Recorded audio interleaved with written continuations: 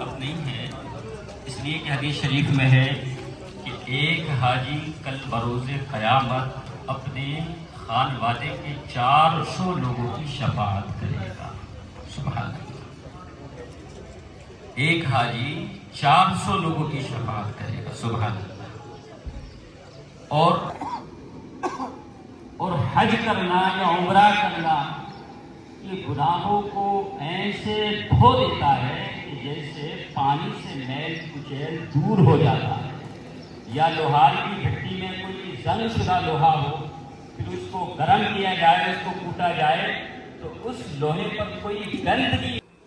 इसीलिए अइम्मा अरबा में से इमाम मालिक रहमतुल्लाह ताला अलैह ये कहते थे कि जब कोई हज से वापस आए और अपना पूरा सफर बयान करे और कोई पूछे वहां के हालात, 700 नेकियां अता फरमाता है। एक कदम के बदले 700 नेकियां अल्लाह ताला अता फरमाता है हाजी को।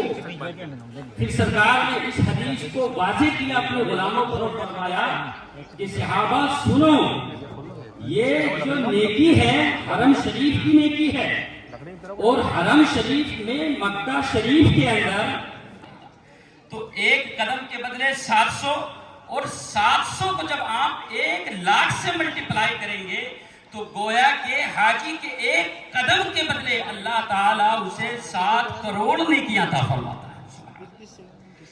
और हिसाब लगाएं तो गोया के एक हाजी इन तमाम अरकानों के दौरान मक्का से मिना और मिना से फिर जो है वो मक्का शरीफ, तो 28 मील वो चलता है। फिर सरकार आला हज़रत ने ये हिसाब लगाया कि 1 मील में हाजी कितने कदम चलता होगा, तो हिसाब लगाते हुए ये शुमार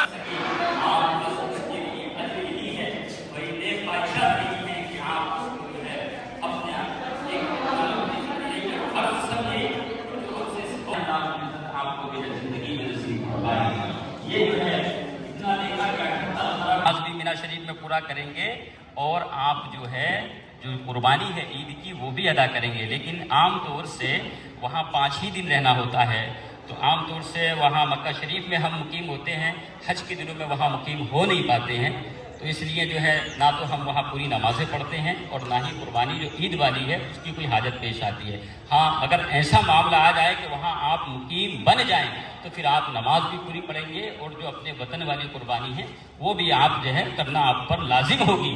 मोहसिन खान साहब से गुजारिश करूँगी आप भी बड़ी कोशिश करें। General secretary advocate Mobin Khan साहब और मालिया सेक्रेटरी अब्दुल हकीम चौहान पूरा भाई से गुजारिश करूँ कि आप भी आए और उज्जा जी कराने की कोई कोशिश करें, और जिनकी कोई कोशिश हो जाए वो तशरीफ रखें अपनी जगह पे। इस्लाम साथियों से गुजारिश है कि हार हो जाए। उधर इस्लामी बहनों में हज्जत साहिबान में जो हमारी लेडीज स्टाफ है, यास्मीन मैडम और सभी स्टाफ से गुजारिश है कि आप लोग की तमाम खवातीन हज्जत साहिबान का पूरी कोशिश करके इस्तकबाल करें, वेलकम करें।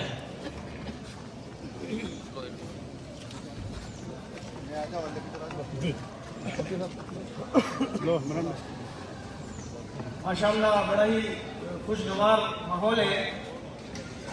अल्लाह के घर के मेहमानों का इस्तकबाल किया जा रहा है अंजुमन इस्लामिया माछवाड़ा की जानिब से। मैं गुजारिश करता हूँ कि वो भी एग्जाम के नाम का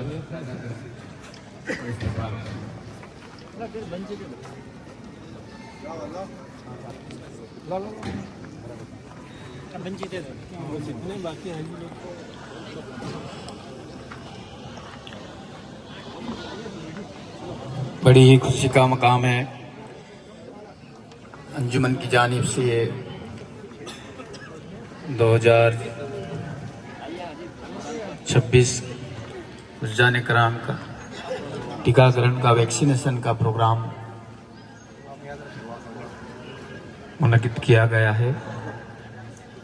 माशाअल्लाह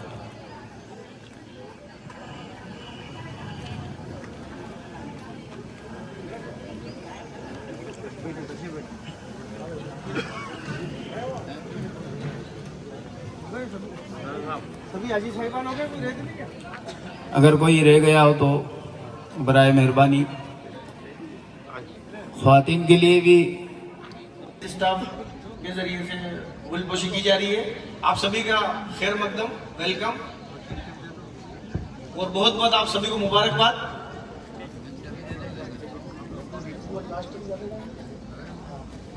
आप सभी से गुजारिश है इस्तेमाल किया जाएगा। अब मैं मोबिन साहब से गुजारिश करूं कि सबसे पहले मुफ्ती हसन रिजवाई साहब की कुछ कोशिश करें। मोहम्मद हफीज भाई जो शाहपुरा से तशरीफ लाए हैं उनका भी इस्तेमाल करें। ये हज ट्रेनर के तौर पर आए हैं। अब ये पीपीटी के माध्यम से प्रोजेक्टर पे आपको जानकारी देंगे।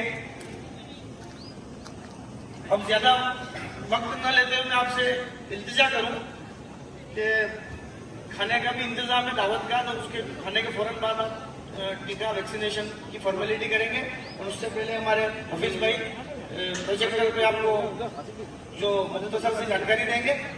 और जाने से पहले आप सभी हजरत हमारे यहाँ से जो अंजुमन इस्लामी की जानिब से तोहफा है वो जरूर यहाँ तोहफा लेकर ही जाएंगे। जाते वक्त कोई जल्दबाजी नहीं करें, थोड़ा सा यहाँ स्टेज पे मिलकर अपना तोहफा आप हासिल करके उसके बाद ही आप तशरीफ ले जाएंगे।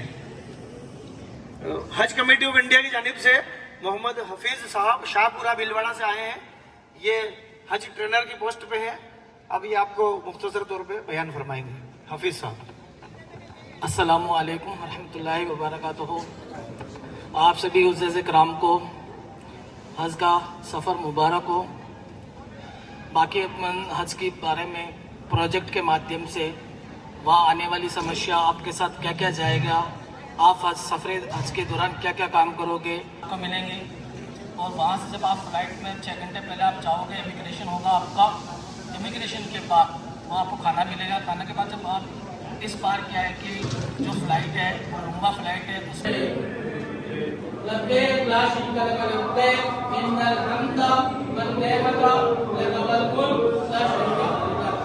भी उम्रा करेंगे आप हर दरबार 3 बार बोलने बोलना है, कम से कम 3 बार बोलने बोलना है।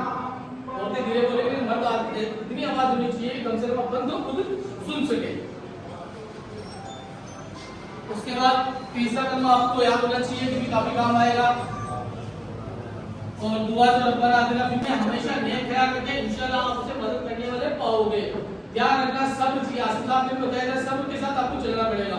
अगर आपने सब्र का दामन छोड़ा तो फिर आज का आपको मजा नहीं आएगा।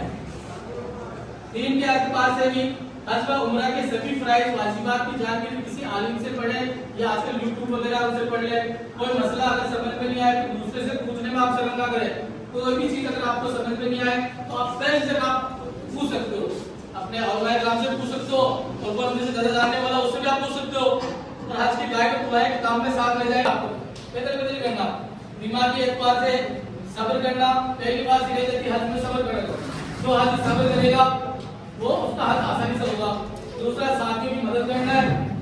तीसरा दूसरों को ईजा नहीं पहुंचाना, मतलब दूसरों को तकलीफ नहीं पहुंचानी। तो आज का सफर कर रहे हैं तो किसी को भी तकलीफ नहीं हो, धक्का भी लग जाएगा तो आपसे माफ कर देना, माफ नहीं है, मेरा कोई एतबार नहीं।